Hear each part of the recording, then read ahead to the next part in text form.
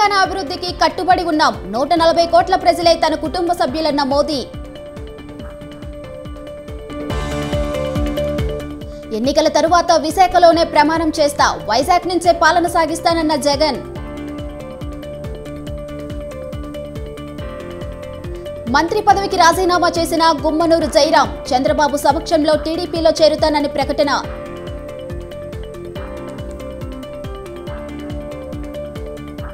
Professor సాయిబాబాపై కేసును కొట్టేసిన Bombay high court, Maoist సంబంధాల కేసులో తీర్పు.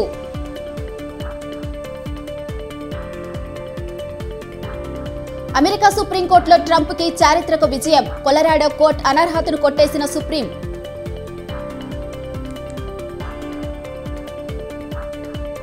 ఇజ్రాయెల్పై క్షిపణి దాడి, ఓ భారతీయుడు మృతి, ఇద్దరికి గాయాలు.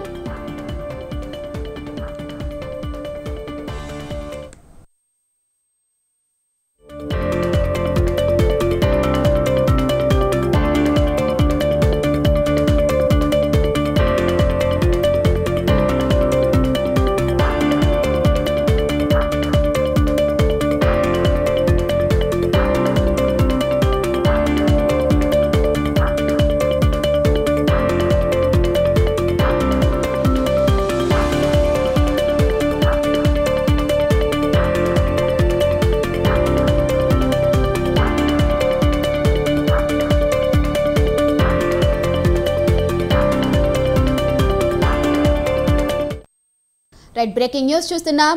వచ్చే ఎన్నికల అనంతరం వైజాగ్ నుంచి పాలన సాగిస్తానని ముఖ్యమంత్రి జగన్ అన్నారు. మళ్లీ గెలిచి వచ్చాక వైజాగ్లోనే ప్రమాణ స్వీకారం చేస్తానని స్పష్టం చేశారు. విశాఖ అభివృద్ధికి అన్ని విధాలుగా కట్టుబడి ఉంటానని తెలిపారు. విశాఖ నగరం అభివృద్ధి చెందుతుందన్న సీఎం హైదరాబాద్ కంటే మిన్నగా వైజాగ్ అభివృద్ధి చెందుతుందని తెలిపారు. అమరావతి రాజధానికి తాము వ్యతిరేకం కాదని, అమరావతి శాసన రాజధానిగా కొనసాగుతుందని చెప్పారు. బెంగళూరు కంటే వైజాగ్లో సదుపాయాలు మెరుగ్గా ఉన్నాయని సీఎం అన్నారు.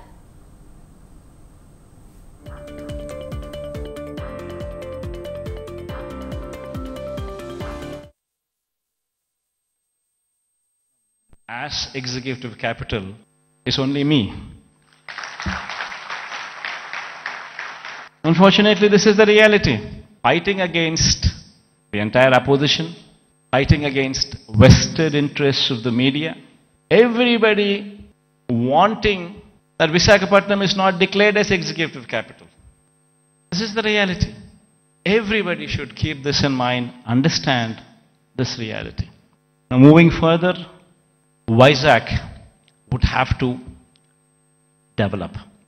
I am assuring you, post-election, my stay would be in Vizag.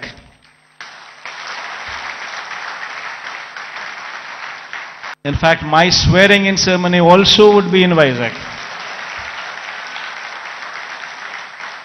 This is my commitment to Vizag. And now, what is the vision for Vizag? See, we need to have 10-year vision.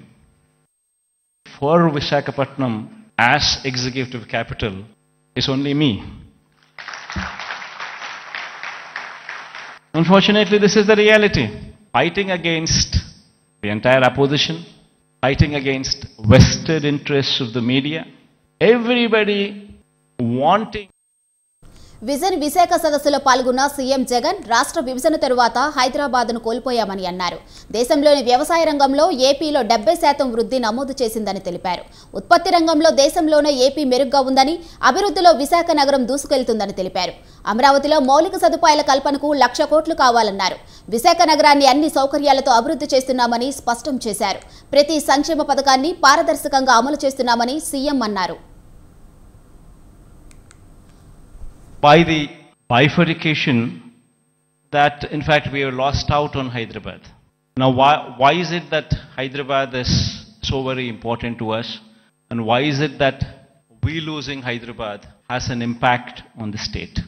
Every state, for it to progress, you need to have an economic engine, and that economic engine for decades to our erstwhile state was Hyderabad.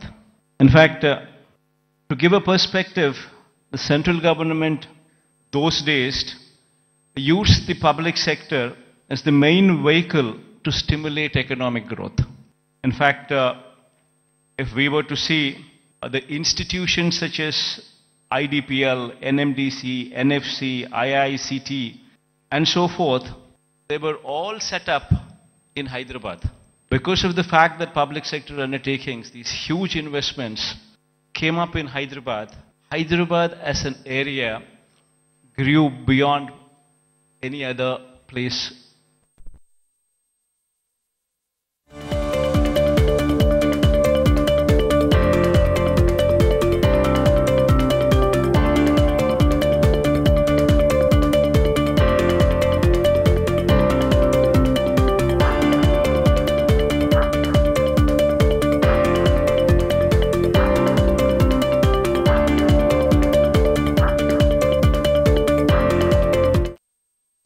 Right breaking news చూస్తున్నాం. ఏపీలో assembly ఎన్నికల వేళ అధికార వైసీపీకి మరో shock తగిలింది.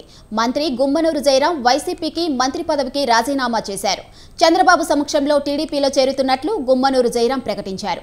ఇవాల్టి Jai Ho BC సభలోనే టీడీపీలో చేరుతానని తెలిపారు. కర్నూలు ఎంపీగా పోటీ చేయాలని సీఎం జగన్ కోరారని, అయితే తనకు ఎంపీగా పోటీ చేయటం ఇష్టం లేదని తెలిపారు. గుంతకల్ నుంచి పోటీ చేయడానికి సుముఖంగా ఉన్నానని గుమ్మనూరు జయరాం తెలిపారు.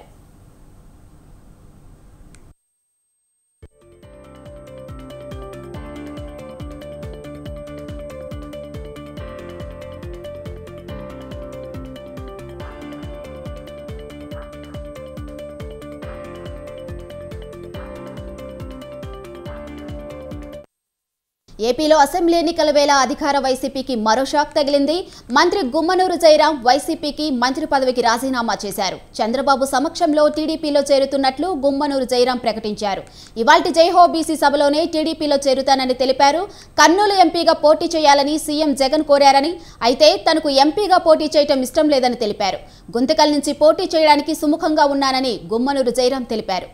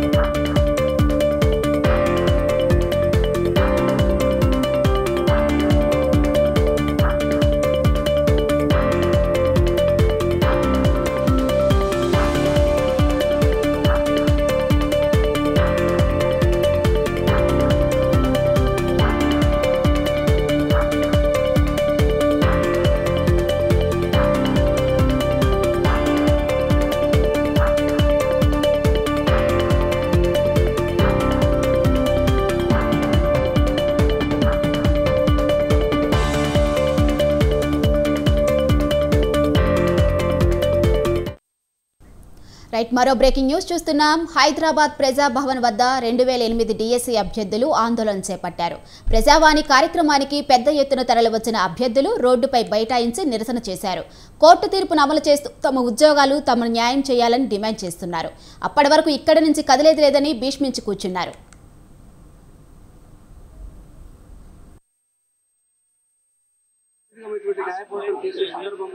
రీసెంట్ గా మాకు జడ్జిమెంట్ వచ్చినప్పటికీ గతంలో ఉన్నటువంటి టీఆర్ఎస్ ప్రభుత్వం ఎట్టి పరిస్థితుల్లో కూడా మాకు ఉద్యోగాలు ఇవ్వకుండా రేట్ చేసి సుప్రీంకోర్టు సందర్భంలో రీసెంట్ గా వచ్చినటువంటి ప్రజాప్రభుత్వం రేవంత్ అన్న గారి ప్రభుత్వం రీసెంట్ గా ఫిబ్రవరి 8వ తారీఖు నాడు మాకు మధ్యంతర ఉత్తర్వులు సెలెక్ట్ కాబడినటువంటి నష్టపోయినటువంటి డిఎస్సీ 2008 అభ్యర్థులకు వాళ్ళ ఫేవర్ గా ఉత్తర్వులు రావడం జరిగింది.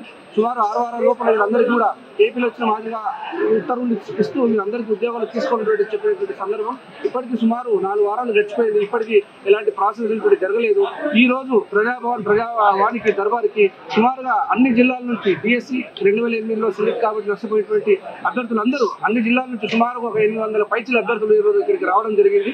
ఇప్పటికీ ఎలాంటి స్పష్టమైనటువంటి గవర్నమెంట్ నుంచి ఉత్తర్వులు ఎలాంటి ప్రకటన రాలేదు కాబట్టి ఎట్టి పరిస్థితుల్లో అతి తొందరలో ఈ రోజు వీళ్ళందరికీ కూడా ఉద్యోగాలు ఇస్తామనేటువంటి అంశాన్ని దృష్టిలో పెట్టుకుని గౌరవ ముఖ్యమంత్రి గారు ప్రకటన చేస్తారని మేము అందరం కూడా ఆశిస్తా ఉన్నాం. 15 సంవత్సరాలుగా సుదీర్ఘమైనటువంటి న్యాయ పోరాటం చేసే సందర్భంలో రీసెంట్ గా మాకు జడ్జిమెంట్ వచ్చినప్పటికీ గతంలో ఉన్నటువంటి టీఆర్ఎస్ ప్రభుత్వం ఎట్టి పరిస్థితుల్లో కూడా మాకు ఉద్యోగాలు ఇవ్వకుండా రేట్ చేసి సుప్రీంకోర్టు సందర్భంలో రీసెంట్ గా వచ్చినటువంటి ప్రజాప్రభుత్వం రేవంత్ అన్న గారి ప్రభుత్వం రీసెంట్ గా ఫిబ్రవరి 8వ తారీఖు నాడు మాకు మధ్యంతర ఉత్తర్వులు సెలెక్ట్ కాబడినటువంటి నష్టపోయినటువంటి డిఎస్సీ 2008 అభ్యర్థులకు వాళ్ళ ఫేవర్ గా ఉత్తర్వులు రావడం జరిగింది. సుమారు 6 వారాల లోపల వీళ్ళందరికీ కూడా ఏపీలో వచ్చిన మాదిరిగా ఉత్తర్వులు ఇస్తూ మీరు అందరికీ ఉద్యోగాలు తీసుకోవాలని చెప్పేసి మేమందరం కూడా మాస్ గ్యాదరింగ్ దాదాపు ఒక 3 టైమ్స్ వరకు మేము మాస్ గ్యాదరింగ్ కూడా అయ్యాము. మేము లాస్ట్ టైం వచ్చి చెప్పినప్పుడు కూడా మా యొక్క వినతిని వీళ్ళు ఆలకించి మా యొక్క రిప్రజెంటేషన్ తీసుకోవడం జరిగింది. దానిలో భాగంగా ఆ రోజు వాళ్ళు మేము ఐఏఎస్ మేడం దివ్యా మేడం గారు కానీ అదేవిధంగా ప్రజాభవన్ ఇన్ఛార్జ్ అయినటువంటి చెన్నారెడ్డి సార్ గారు కానీ హైదరాబాద్ ప్రజాభవన్ వద్ద 2008 డిఎస్సీ అభ్యర్థులు ఆందోళన చేపట్టారు. ప్రజావాణి కార్యక్రమానికి పెద్ద ఎత్తున తరలివచ్చిన అభ్యర్థులు రోడ్డుపై బైఠాయించి నిరసన చేశారు. కోర్టు తీర్పును అమలు చేస్తూ తమ ఉద్యోగాలు తమ ఇచ్చి న్యాయం చేయాలని డిమాండ్ చేశారు. అప్పటి వరకు ఇక్కడి నుంచి కదలేది లేదని భీష్మించి కూర్చున్నారు. ఇక ఇదే అంశంపై మరింత సమాచారం మా ప్రతినిధి విశాల్ ఫోన్లో అందిస్తారు. చెప్పండి విశాల్, హైదరాబాద్ ప్రజాభవన్ వద్ద డిఎస్సీ అభ్యర్థులు ధర్నా చేపడుతున్నట్లు తెలుస్తుంది. దీనిపై పూర్తి అప్డేట్స్ ఏంటి? రైట్, ఉమ్మడి ఆంధ్రప్రదేశ్ లో 2008లో ఇచ్చిన డిఎస్సి నోటిఫికేషన్ సంబంధించిన వివాదం ఇప్పటికీ దాదాపు 15 ఏళ్ల తర్వాత కూడా ఇప్పటికీ కూడా కొనసాగుతోంది. తమకంటే తక్కువ అర్హత ఉన్న బిఎడ్ అభ్యర్థులకు 30% సీట్లను కేటాయించడాన్ని నిరసిస్తూ అప్పట్లో బిఎడ్ అభ్యర్థులందరూ కూడా కోర్టుని ఆశ్రయించారు. అప్పటి నుంచి ఆ కేసు ఇప్పుడు కొనసాగుతూనే ఉంది, వాయిదాలు పడుతూనే ఉంది. ఇక చివరకు ఈ ఏడాది ఫిబ్రవరి మొదటి వారంలో హైకోర్టు ఈ బిఎస్సి అభ్యర్థులకు సంబంధించి మరొకసారి పునః పరిశీలించాలని అటు తెలంగాణలో కొత్తగా ఏర్పడిన కాంగ్రెస్ ప్రభుత్వానికి సూచించింది. అంటే ఉద్యోగాలు ఇచ్చే సమయంలో అర్హతలను కూడా పరిగణలోకి తీసుకోవాలి. ఎక్కువ అర్హత ఉన్న వాళ్ళని ముందుగా పరిగణలోకి తీసుకోవాల్సి ఉంటుంది. అలా కాకుండా రూల్స్ కి నిబంధనలకు విరుద్ధంగా తక్కువ అర్హత ఉన్న వారికి ఎక్కువ ప్రాధాన్యత ఇవ్వడం ఇలాంటివన్నీ కూడా నిబంధనలకి వ్యతిరేకంగా ఉంటాయి. వీటిని పునః పరిశీలించాలి. అదేవిధంగా ఆంధ్రప్రదేశ్ లో ఇప్పటికే ఈ 2008 డిఎస్సి అభ్యర్థులకి 60 ఏళ్ళు వచ్చేంత వరకు కూడా కాంట్రాక్ట్ ఉద్యోగులుగా అటు ఏపీ ప్రభుత్వం వాళ్ళని నియమించింది. అక్కడ వాళ్ళు ఇప్పుడు జాబ్స్ కూడా చేస్తున్నారు. అయితే తమ ఆవేదనని మాత్రం అటు గత 9 ఏళ్ల పాటు ఉన్న బీఆర్ఎస్ ప్రభుత్వం పట్టించుకోలేదు. ఇప్పుడు చివరికి కొత్తగా ఏర్పడిన కాంగ్రెస్ ప్రభుత్వంలోనైనా తమ సమస్య పరిష్కారం అవుతుందని ఎదురు చూసిన తమకి ప్రతి రోజులు గడుస్తున్నాయి తప్ప నిరాశ ఎదురవుతుందని అటు 2008 డిఎస్సి అభ్యర్థులు ఆవేదన వ్యక్తం చేశారు. ఇప్పటికే వాళ్ళు ఎన్నో సార్లు కూడా ప్రజాభవన్లో అటు కంప్లైంట్లు ఇచ్చారు. అదేవిధంగా సీఎం రేవంత్ ఇంటికి కూడా వాళ్ళు వెళ్లి అక్కడ నిరసన తెలపడం జరిగింది. ఇక ఇలా ఎన్నో పలు నిరసనల వివిధ వేదికల ద్వారా, ధర్నా చౌకుల వేదికల ద్వారా వాళ్ళు తెలియజేయడం జరిగింది. ఇక చివరకు కోర్టు కూడా వారికి అనుకూలంగా తీర్పునివ్వడంతో రాష్ట్ర ప్రభుత్వం మరొకసారి పునః పరిశీలించాలని అటు హైకోర్టు మొన్న ఫిబ్రవరి మొదటి వారంలో అటు రాష్ట్ర ప్రభుత్వాన్ని సూచించింది. ఇప్పటికైనా రాష్ట్ర ప్రభుత్వము తమపై సానుకూలంగా స్పందించి ఈ కేసుకు సంబంధించి దీంట్లో తమకు కూడా ఉద్యోగాలు ఇవ్వాలి. బిఎడ్ అభ్యర్థులందరినీ మెరిట్ ఆధారంగా తీసుకుని వాళ్ళందరినీ కూడా ఉద్యోగాలు ఇవ్వాలని ఇప్పటికే రాష్ట్ర ప్రభుత్వం ఎన్నో వేల ఉద్యోగాలను కొత్తగా ఏర్పడిన తర్వాత ఇస్తూ ఉంది. తమ గోడును కూడా పట్టించుకొని తమకు కూడా ఉద్యోగాలు ఇవ్వాలని అటు 2008 డిఎస్సి అభ్యర్థులు వారు ప్రభుత్వాన్ని కోరుతున్నారు. అందులో భాగంగానే ఈ రోజు దాదాపు 500 మంది పైగా 2008 డిఎస్ అభ్యర్థులు ప్రజాభవన్ లో అక్కడ కూర్చొని తమకు న్యాయం జరిగేంత వరకు కూడా ఇక్కడే కూర్చుంటామని కూడా వాళ్ళు అక్కడ నిరసన తెలుపుతున్నారు. ఇక రాబోయే రోజుల్లో వారికి 2008 డిఎస్సి అభ్యర్థులకి ఉద్యోగాలు ఇచ్చే అవకాశం కూడా ఉందని అటు ప్రభుత్వం సంబంధించిన ఉన్నతాధికారులు కూడా ఒక సమాచారాన్ని అయితే ఇస్తున్నారు. Right Vishal, thanks for the updates.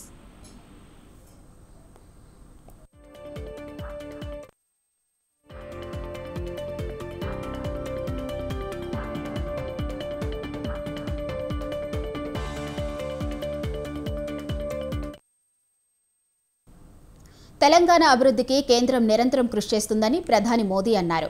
గత 10 ఏళ్లుగా తెలంగాణ అభివృద్ధికి కృషి చేస్తున్నామని తెలిపారు. తెలంగాణ పర్యటనలో భాగంగా సంగారెడ్డిలో 7,000 కోట్ల అభివృద్ధి పనులకు ఆయన శ్రీకారం చుట్టారు. లింగంపల్లి, గట్కేసర్, ఎంఎంటీఎస్ రైలును ప్రధాని వర్చువల్గా ప్రారంభించారు.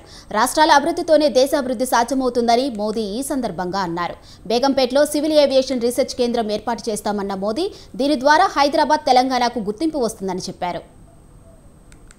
वर्षों से केंद्र सरकार तेलंगाना को विकास की नई ऊंचाइयों पर ले जाने के लिए निरंतर काम कर रही है। इसी अभियान के तहत आज मैं लगातार दूसरे दिन आप सबके बीच तेलंगाना में हूं। कल आदिलाबाद से मैंने तेलंगाना और देश के लिए करीब 56,000 करोड़ रुपए के डेवलपमेंट प्रोजेक्ट शुरू किए। आज मुझे संगारेड्डी से करीब 7,000 करोड़ रुपए की परियोजनाओं का लोकार्पण और शिलान्यास का अवसर मिला है। इनमें हाईवेज, रेलवेज और एयरवेज से जुड़े आधुनिक इंफ्रास्ट्रक्चर के काम भी है। इनमें पेट्रोलियम से जुड़े प्रोजेक्ट भी हैं। कल भी जिन विकास कार्यों का लाभ तेलंगाना को मिला था वो ऊर्जा और पर्यावरण से लेकर इंफ्रास्ट्रक्चर तक अलग अलग क्षेत्रों से जुड़े थे। मैं इसी भावना पर चलता हूं, राज्य के विकास से देश का विकास, यही हमारे काम करने का तरीका है। और इसी संकल्प के साथ केंद्र सरकार तेलंगाना की भी सेवा कर रही है। तेलंगाना में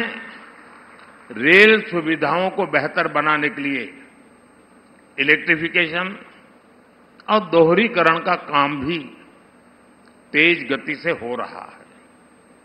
सनत नगर मौला अली रूट पर दोहरीकरण और इलेक्ट्रिफिकेशन के साथ 6 नए स्टेशन भी बनाए गए हैं। आज यहां से गढ़केसर लिंगमपल्ली के बीच MMTS ट्रेन सर्विस को भी हरी झंडी दिखाई गई है। इसके शुरू होने से अब हैदराबाद और सिकंदराबाद के कई और इलाके आपस में कनेक्ट हो जाएंगे। इससे दोनों शहरों के बीच ट्रेन यात्रियों को बहुत सुविधा होगी।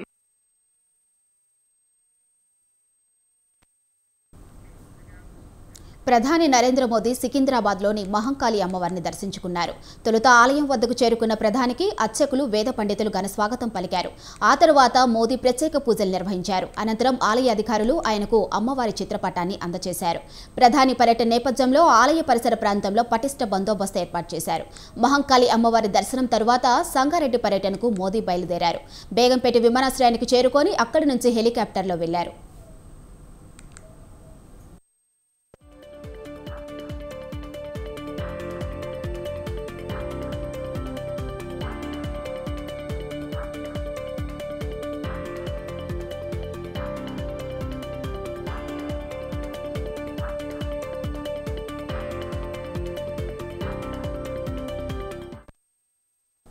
ఏపీ అసెంబ్లీ ఎన్నికలకు సమయం దగ్గర పడిన నేపథ్యంలో టీడీపీ చంద్రబాబు రాష్ట్ర డీజీపీకి లేఖ రాశారు. రాష్ట్ర వ్యాప్తంగా వివిధ పోలీస్ స్టేషన్లలో తనపై నమోదైన కేసులకు సంబంధించిన వివరాలు తెలియజేయాలని అందులో కోరారు. కేంద్ర ఎన్నికల సంఘం నిబంధనల ప్రకారం ఎన్నికల్లో పోటీ చేసే ప్రతి అభ్యర్థి తమపై నమోదైన కేసుల వివరాలు నామినేషన్ సమయంలో అధికారులకు తెలియజేయాలి. ఈ నేపథ్యంలో ప్రతిపక్ష నేతగా గడిచిన 5 ఏళ్లుగా ప్రజా సమస్యలపై తాను పోరాడుతున్నట్లు చంద్రబాబు లేఖలో పేర్కొన్నారు. ఈ క్రమంలో ప్రభుత్వం తనపై పలు అక్రమ కేసులు పెట్టించిందని ఆరోపించారు. 2019 తరువాత వివిధ జిల్లాల్లో తనపై పెట్టిన కేసుల వివరాలు ఇవ్వాలని కోరారు. రాష్ట్రంలోని వివిధ పోలీస్ స్టేషన్లలో నమోదైన కేసుల వివరాలను అధికారులు తనకు తెలియజేయలేదని చెప్పారు. ఆయా పోలీస్ స్టేషన్లకు వ్యక్తిగతంగా వెళ్లి సమాచారం పొందడం ఆచరణలో సాధ్యం కాదు, కాబట్టి మీ ఆఫీస్ నుంచి సమాచారం కోరుతున్నానని తెలిపారు. ఈ లేఖ కాపీని రాష్ట్రంలోని అన్ని జిల్లాల ఎస్పీలకు, ఏసీబీ, సిఐడి విభాగాలకు చంద్రబాబు పంపించారు.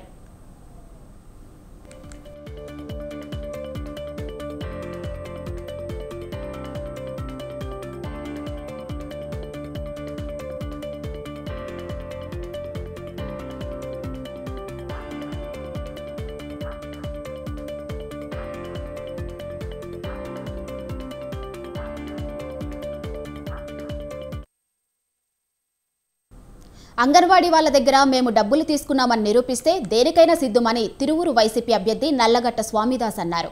రాష్ట్రంలో అత్యధిక మెజార్టీతో మళ్లీ వైసీపీ అధికారంలోకి రాబోతుందని ఆయన ధీమా వ్యక్తం చేశారు. సీఎం జగన్ వదిలిన బాణమే తానన్నారు. కొలికిపూడి జీవితం మొత్తం కలెక్షన్ కింగ్ అని, చందాలు అడుక్కునేవాడని విమర్శించారు. అతను గుంటూరు జిల్లా నుంచి వచ్చి ఇక్కడ తాతకు దగ్గులు నేర్పినట్లుగా ఉందని ఎద్దేవా చేశారు. దళిత వర్గంలో పుట్టి ప్రజాసేవ కోసం గెజిటెడ్ హోదాలను వదులుకున్నామన్నారు. జగన్మోహన్ రెడ్డి గారు చేస్తున్నటువంటి పేదల సంక్షేమ కార్యక్రమాలు పేద వర్గాలకు చేరినాయి. జగన్మోహన్ రెడ్డి గారు తిరిగి రాష్ట్రానికి అత్యధిక మెజార్టీతో ముఖ్యమంత్రి కాబోతున్నారు. స్వామిదాస లేకుంటే ఇంకొకలా కాదు, జగన్మోహన్ రెడ్డి గారు గెలుస్తున్నారు, ప్రజలు గెలుస్తున్నారు, పేద ప్రజలు గెలుస్తున్నారు. ఇది పేద ప్రజలకి పెట్టుబడిదారులకి మధ్య జరిగే యుద్ధం. మారీచ సుబాహులు ఎవరైతే ఉన్నారో యజ్ఞాన్ని పాడు చేస్తున్నారన్నమాట. పైనుంచి అన్నీ పోసి కూటములుగా ఏర్పడి ఏదో కోట జట్టుగా వచ్చి చేయాలని చూస్తున్నారు రాక్షసులు. రాక్షస సంహారం మా రాముడైనటువంటి జగన్మోహన్ రెడ్డి చేయక తప్పదు. బాణాలు వదులుతాం. ఇప్పుడు ఆయన వదిలిన బాణమే స్వామిదాసు, అంతే. ఆయన ఏదో కొత్తోడు కాబట్టి అతను కొత్త పిచ్చిగాడు పొద్దుగడని సామెత ఉంది. తెలుగు సామెతలు ఉట్టి పుట్ల. ఏనుగు దారిని పోతుంటే కుక్కలేనో మరుగుతే సామెత ఉట్టి పుట్ల. నేను ఏనుగునండి, అతను ఒక ఎవరో ఊహించుకోండి. అతను ఈ తిరుగుడు అసలు ఏంటి, అసలు what is he? I don't care anybody at anywhere. Telangana ఉద్యమంలో పోరుగడ్డగా నిలిచింది ఓరుగల్లు. మరీ ముఖ్యంగా తెలంగాణలో పోరాటాల గడ్డ అంటే అందరికీ గుర్తొచ్చేది ఓరుగల్లు. మరికొద్ది రోజుల్లో పార్లమెంట్ ఎన్నికల షెడ్యూల్ విడువనున్న నేపథ్యంలో ఓరుగల్ల గడ్డపై రాజకీయ సమీకరణలు శరవేగంగా మారిపోతున్నాయి.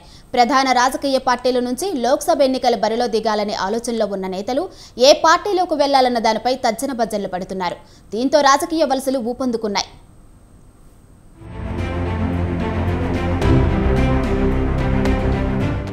సార్వత్రిక ఎన్నికల వేళ పలువురు బీఆర్ఎస్ నేతలు కారు దిగుతున్నారు.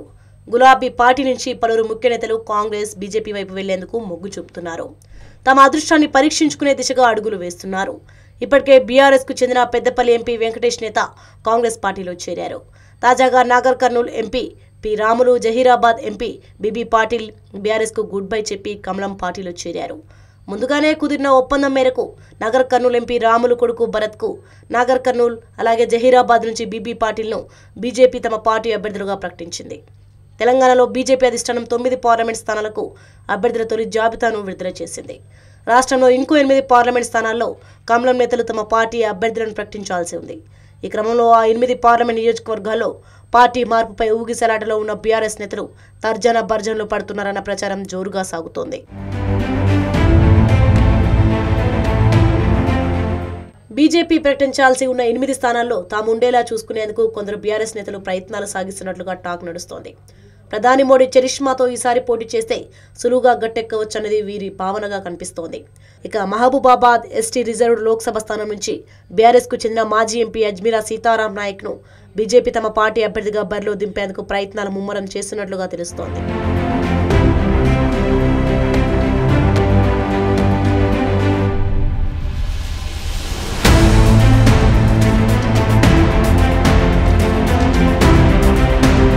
ఇక వరంగల్ ఎస్సీ రిజర్వ్డ్ లోక్సభ స్థానం నుంచి బలమైన అభ్యర్థిని తమ పార్టీ నుంచి ఎన్నికల బరిలో దింపాలనే యోచనలో ఉంది బీజేపీ నాయకత్వం. దీంతో బీఆర్ఎస్ వరంగల్ జిల్లా అధ్యక్షుడు మాజీ ఎమ్మెల్యే ఆరూరి రమేష్ కాషాయ పార్టీ నేతలతో టచ్లోకి వెళ్లినట్లు సమాచారం. పార్టీ మార్పుపై కొద్ది రోజుల నుంచి ఆరూరి కమల్నాథుల నడుమ చర్చలు జరిగినట్లు సమాచారం. బీఆర్ఎస్ లో రమేష్ కొంత అసంతృప్తితో ఉన్నారనే వార్తల నేపథ్యంలో ఆయన కారు దిగి కమలం పార్టీలో చేయడానికే మొగ్గు చూపుతున్నట్లుగా తెలుస్తోంది. తాజాగా ఎమ్మెల్సీ బసవరాజ్ సారయ్య ఆరూరి రమేష్ను కలిసి బీఆర్ఎస్లోనే కొనసాగాలని కోరినట్లు తెలుస్తోంది. మరి ఈ వలసలు ఇలాగే కొనసాగితే పార్లమెంట్ ఎన్నికల తర్వాత బీఆర్ఎస్ పరిస్థితి ఏంటి అన్నది సర్వత్రా ఆసక్తికరంగా మారుతోంది.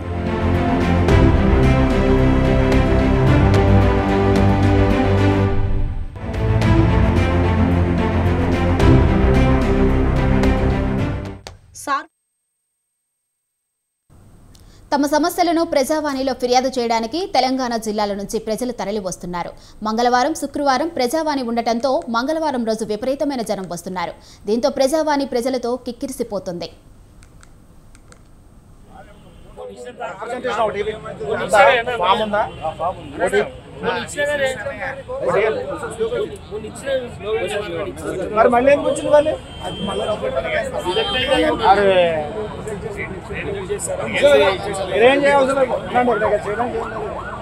అక్కడ మనం రాశాం కదా పోయిన వారం మాట్లాడారు photo.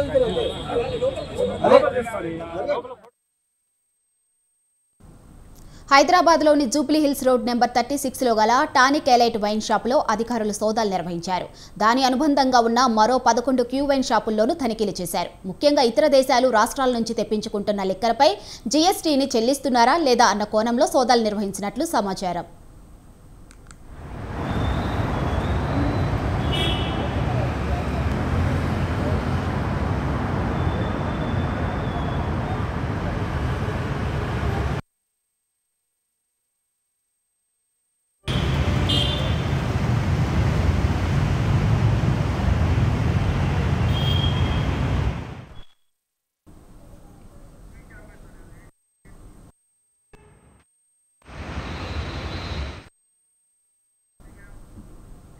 Hyderabad Radisson hotel drugs case రోజుకో మలుపు తిరుగుతుంది.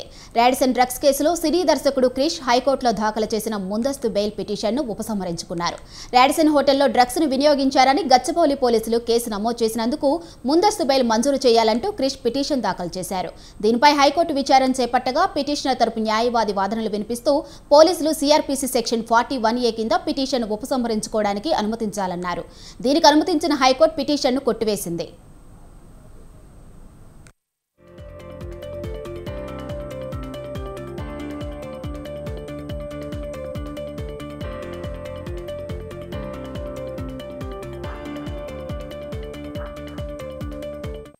ఇక పెడ్లర్ అబ్బాస్ అలీ అరెస్టుతో సంచలన విషయాలు వెలుగులోకి వచ్చాయి. డైరెక్టర్ క్రిష్ కూడా డ్రగ్స్ తీసుకున్నట్లు అబ్బాస్ తెలపడంతో కేసు నమోదు చేశారు.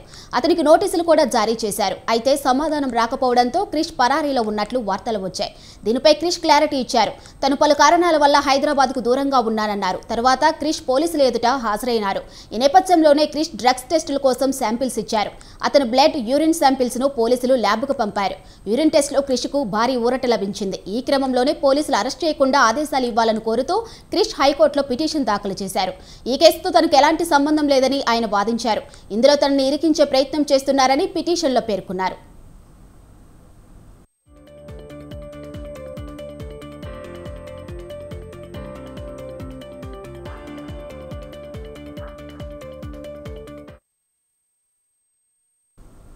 ప్రొఫెసర్ సాయిబాబాకు భారీ ఊరట లభించింది. మావోయిస్టులతో సంబంధాలు ఉన్నాయన్న కేసులో ప్రొఫెసర్ సాయిబాబాకు బిగ్ రిలీఫ్ దక్కింది. ఆయనపై ఉన్న కేసును బాంబే హైకోర్టు కొట్టివేసింది. దీంతో కొన్నేళ్లుగా ముంబై జైల్లో ఉన్న సాయిబాబా త్వరలో విడుదల కానున్నారు. కాగా జిఎన్ సాయిబాబా ఢిల్లీ యూనివర్సిటీ అధ్యాపకుడిగా పనిచేశారు. 2014లో మావోయిస్టులతో సంబంధాలున్నాయనే అనుమానంతో మహారాష్ట్ర పోలీసులు అరెస్ట్ చేశారు. అప్పుడే యూనివర్సిటీ అతన్ని సస్పెండ్ చేసింది. 2017 సంవత్సరంలో గచ్చిబౌలి కోర్టు దోషిగా తేల్చింది. అప్పటి నుంచి ఆయన ముంబై జైల్లోనే ఉన్నారు.